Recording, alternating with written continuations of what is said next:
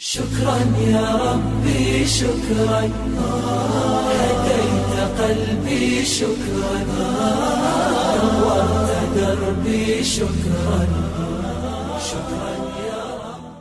الحمد لله والصلاة والسلام على رسول الله أما بعد فأعوذ بالله من الشيطان الرجيم بسم الله الرحمن الرحيم الذين آتيناهم الكتاب يتلونه حق تلاوته أولئك يؤمنون به ومن يكفر به فأولئك هم الخاسرون صدق اللہ العظیم۔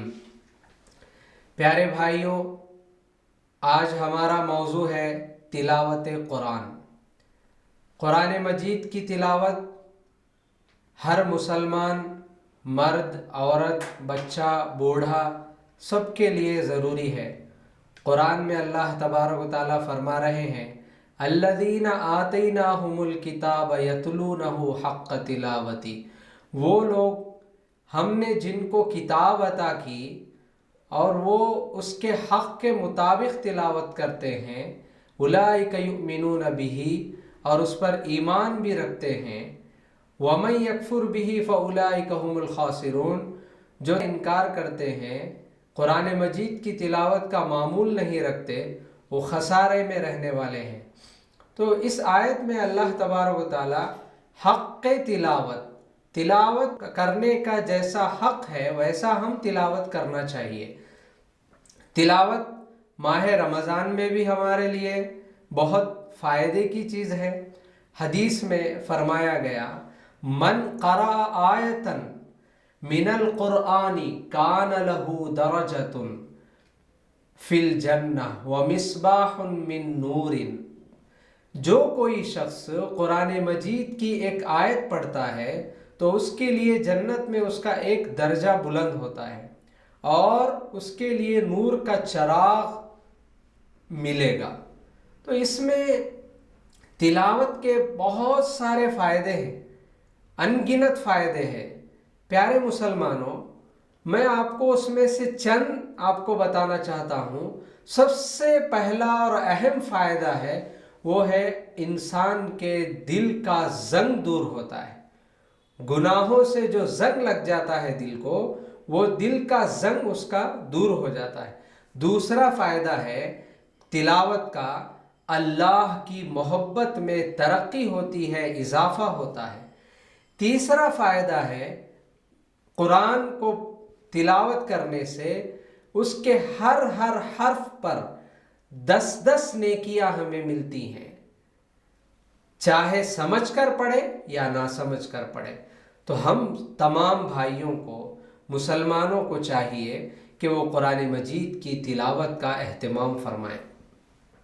قرآن میں اور ایک جگہ فرمایا گیا هو الذی بعث فی الامیین رسولا منہم یتلو علیہم آیاتہ ویزکیہم، اللہ کے رسول صلی اللہ علیہ وسلم کے بعثت کا مقصد قرآن کی تلاوت، پڑھ کر سنانا، لوگوں کو قرآن پڑھ کر سنانا اور پڑھنا۔ تو یہاں قرآن پڑھ کر سنانے کی ذمہ داری اللہ کے رسول کو دی گئی تھی، تو ہمیں بھی پڑھنا ہے اور پڑھ کر سنانا ہے۔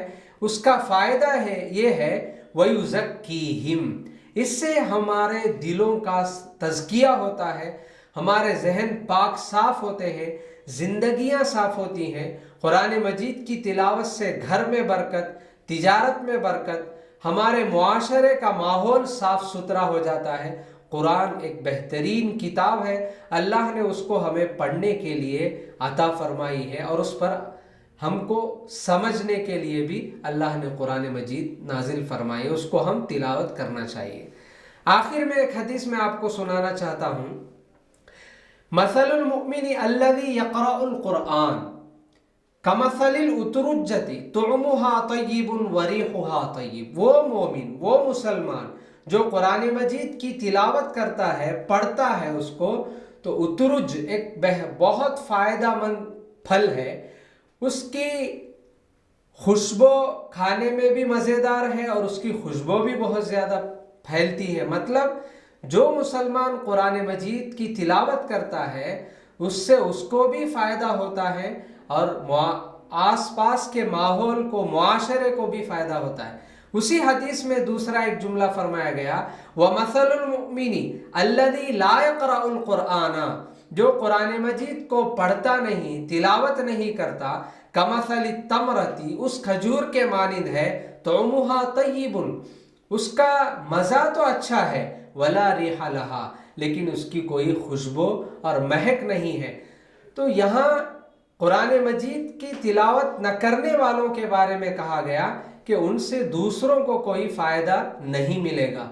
تو میں تمام بھائیوں سے گزارش کرتا ہوں کہ ماہ مبارک میں ہم کو اور زیادہ اللہ تبارک و تعالیٰ ثواب عطا فرمائیں گے۔ ایک نیکی پر، ایک قرآن کی آیت کی تلاوت پر 70 سے زیادہ اللہ تبارک و تعالیٰ ہم کو نیکیاں عطا فرمانے کا وعدہ کیا ہے۔ تو میں آپ سے گزارش کرتا ہوں کہ تمام مسلمان مرد، عورت، بچے، بوڑھے سب قرآن مجید کی تلاوت کا اہتمام فرمائے۔ وآخر دعوانا ان الحمد للہ رب العالمین۔ شكرا يا ربي شكرا، هديت قلبي شكرا، نورت دربي شكرا.